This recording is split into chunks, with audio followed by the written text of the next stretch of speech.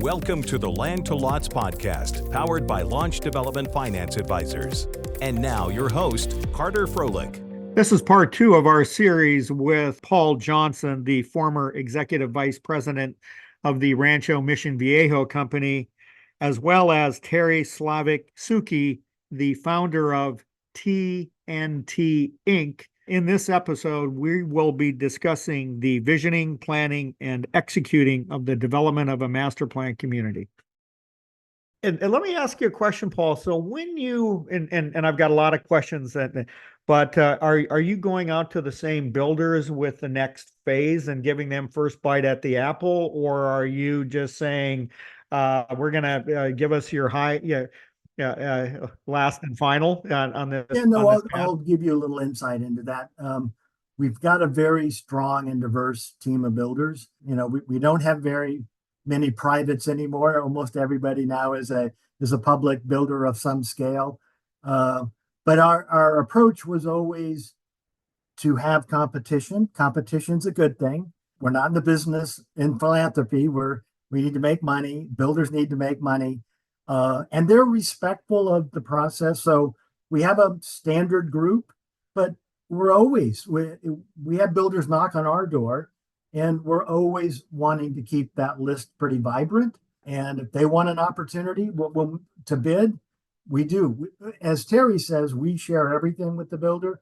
They know when we go out to sell a phase, there's X number of products. We ask the builders that want to be in that phase, tell us your first, second, and third choice. What would you most prefer to want to bid on? Our job, they come back, they tell us what that is. We try to match their first and second choice in a competition. When that list is set, we then tell the builder, here's your other people that you're up against. Now, we give them an entire book. We show them what we think all their costs are. We're working at 40 scale. So we do a full takeoff. We give them something that they don't have to go out and measure all the streets and sewer water. We give them that, and we give them what we think it's worth. So the competition is pretty straight up. We don't like our builders to go spend $50,000 to put in a offering.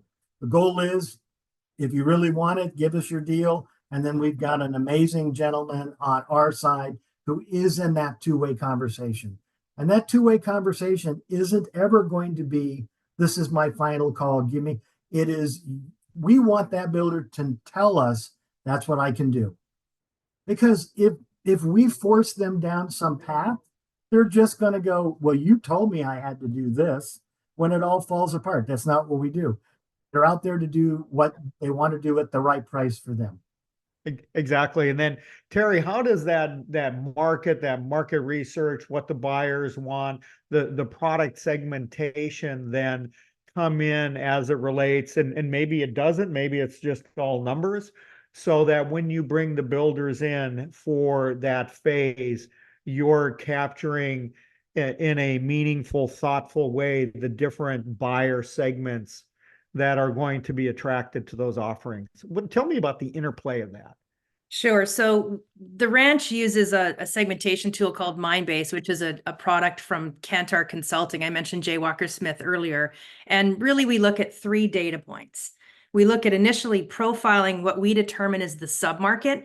And I can tell you, as we started thinking about planning area 3, the submarket had grown from what it was when the ranch brought Sendero to market, right? So it had grown to northern San Diego County. It had grown to a little bit further east, closer to the Inland Empire. It had grown up into the coastal markets, just sort of south of LA. So the circle had gotten bigger. So we initially profile who's in the market, the submarket today. Then, because it's already an operating community, we can look at the prospect database. So the first look says who's in the market. The second look says, wow, who's actually coming to the ranch? If there's a delta between those two sets of data, then we know that possibly our marketing messaging is not working and isn't attracting enough people from each of those segments that exist in the submarket to come and consider the ranch. And then the third look at the data, Carter, is really the current residents. So we would also do a Mindbase overlay of the residents at the ranch. And then we could tell if there was a delta between traffic and residents, we know that there's something amiss with the product. And we did do a lot, Paul will remember this, a lot of really good deep dive cuts and slices with various builder teams at that second look of data. So we said, well, there's a real opportunity here in shoppers in these 2 or 3 profiles, and we're just not converting them in home buyers. And that insight diversified the segmentation that the ranch went to market with in the builder opportunity package for PA3, and really helped allow new builders to come in and have the chance at serving those needs that were currently unmet. And to me, that's the difference between just being a supply side servicer and being a demand generator. The ranch invested the money and had the insights to say, there's an unmet need here, there's demand here that we're not serving. How might we create product that gives our builder partners the opportunity to be successful to serve it? And so you're getting all this data that's coming in through various different sources, the ranch's website, et cetera. But are the builders then also sharing their traffic information with you or are they kind of keeping that close to the vest? I'm just curious because I don't know. So I'm asking. Yeah, I get to learn. Great question. The marketing team at the ranch is very, very collaborative and has ongoing regular meetings with the builder partners, and not only the development teams, but also their marketing teams. So they know, and the sharing is really two-way. Of course, we have to always be concerned about privacy issues and changing regulations and so on and so forth. But because the ranch has such a robust database and is able to see who's shopping what builder and buying what product, the sharing really goes back and forth 2 ways. And then therefore what happens if the builder sees the value in that and sees the benefit of getting the insights from us, they're much more inclined to be more open and share their data in the other direction. So I would say, having worked in master plan communities for 2+ decades in 25 different states across the country, this is always one of the number one challenges. But I think over time, as data has gotten more robust and as we become more of a data-driven culture, that collaboration, I think, is really increasing. Yeah. And that's the key word I keep on hearing, collaboration. How do we come together to create a better place? And we're going to talk about supply side master plans and demand generators in just a minute. But I still got one more question. Yeah. And as it relates to the physical canvas. So Paul, you had mentioned that we know we've got to move 85 million cubic yards of dirt. We've gone in and we've looked at our phasing, how we're gonna phase through this. So at the end of the when we get ready to close that last or open up the last phase, we've moved the 85 million cubic yards and everything balances. So we've kind of got that all laid out and we've engineered everything. So we also know, and you may want to speak to this, that planning area 3 is entitled or has the ability to drop 7,000 units. I'm assuming those are single family. So how do you balance and adjust to changing markets? So it may have been at one point, hey, 60s, we love, and I'm going way back right now, especially for California, right? 60-foot lots, 65-foot lots. Now everything is about density. It's about getting as much value as we can from those lots, but also how are we addressing the whole issue of affordability, especially as it relates to Southern California? How do we balance all of that to make sure that we're building all of the units we can build, and addressing the market, maximizing revenue and value, and laying out all of those lots to make sure we're using all of our entitlements. And then we'll talk a little bit about commercial too. Yeah, so because we know the initial illustrative and literally that illustrative shows where the lots are and what type.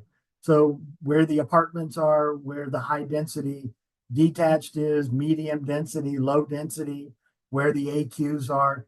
It's not a fuzzy drawing. It's a pretty tight drawing about where these 7,000 units are sitting. And the great thing about that knowledge is, it's going to change. There's no way you produce that illustrative in 15 years later, it looks exactly like it, like you drew it. So you go into this knowing every year the ranch stops and does a business plan and looks ahead and says, okay, are we on track? What are we doing in the next 2 or 3 phases? Because you're not looking 10 phases out. You're looking at what is coming in the next year, maybe the year beyond. And if you have to adjust, which you will be doing that over time, you can go back and figure out how to best do that. If you need to densify, yes, the land is there to densify. But if you also want to not increase the intensity, you understand how to do that. But that's that yearly process. That's why you just can't sit back and, hey, it's just going to happen. It is always being thoughtful and asking the question. Your home buyer is changing. We have the Gen Zs coming. We have the Teri, the next Gen the Alpha. alphas. The alphas are coming. Oh my God, alphas now. Okay, great. And so what are they looking for? And oftentimes, the economic time is telling you what to do, but more importantly, what is the home buyer telling you what to do?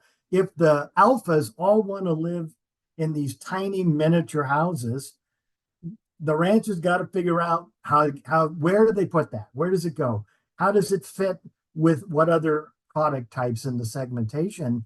And for me, that is what drove my energy. I think it's fascinating that you are mixing so many topics all the time and trying to make this thing profitable and being successful to deliver what is needed out there. It's not just about the homes too. That's the really cool part, right? So Gen Alpha, for example, there's some really preliminary thoughts about how they will think about home and community. And because this is the group, they're 14 years old today, so they're still kids. So we can't really project too much here. But this is the group that came through the COVID pandemic when they might have been in, late elementary school or middle school, right? So this group is potentially looking for more stability, more attracted to community. Social well-being is more important to them than ever before. So as Paul said, maybe an economic factor is they want smaller homes, but maybe another driver for that is they also want to be more connected and have a sense of community in a different way than we've seen with the kind of break everything millennials. So you have to keep both in mind and really think about how you knit together both the home, but within homes, but also within the community fabric. That's good. Well, and my takeaway from what Paul just said is that the CPAs are in control. So I'm having to, and having to be one. Thank you, Paul. No, I'm just kidding. But it's important. The CPAs. I mean, there's a lot of financial analysis, and correct. If you are going to do this, don't kid yourself. You are always looking at the numbers. The numbers are important, and it's a piece of what will make something successful. And sometimes you would like to do something, but the numbers don't work. And no matter how much you want to go put in retail early and subsidize the heck out of it, you have to tell yourself that is not the right thing to do. So numbers can also be important to pay attention to because it could cost you money. Yeah.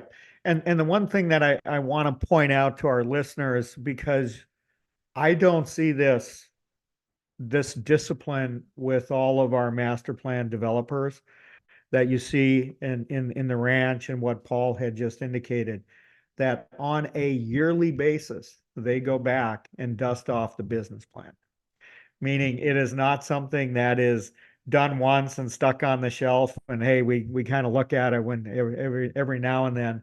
This is a thoughtful process that takes in information from all of the various disciplines that we're discussing here today and putting the plan in numbers and making sure that that is the best plan at that point in time. So it's an intensive effort. Yeah, I bet. We've talked a little bit about the physical. I mean, we could go on for a number of different podcasts on the land as the canvas, the physical plant.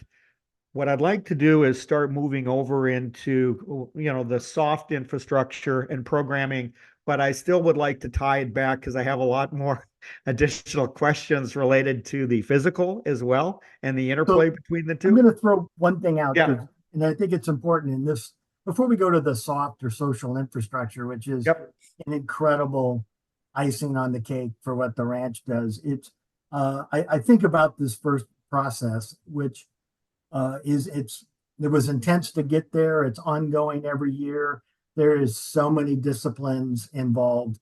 Uh, the planners, civil, soils, traffic, landscape, your architects, builders, I mean, the list goes on, right? And I think some advice for those who get into this, and if you get the opportunity to lead teams like this, I think there's some key components I'd like to share if you're going to take on something like this. And I had 3 points. One, when you're doing this, you have to respect all ideas. When you start this process, we all have an opinion. But if you are the person leading it, that just simply somebody says something and you say, no, we're not doing that, you are really not going to get anywhere very fast. You have to really respect the ideas and opinions coming in from such a diverse team. And when you're doing that, you'll see some magic begin to happen, because now people are telling you things they might not otherwise, and it's coming from a lot of angles. When that begins to occur, you really start having open and candid conversations. It's not about the personalities in the room. It's about the ideas and what you're trying to solve. And suddenly you're working to solve that equation to get to the best answer. And last but not least, you got to start this process knowing you have enough time. You can't do what we did with planning area 3 and say, we'll do this in 3 months. Because if you don't allow enough time, you're going to be the one in the room saying, nope, no, we're not going to do this. You're not going to get that full input. So you got to know what time it's going to take, allow for that conversation, debate, and the ability for that team to gel.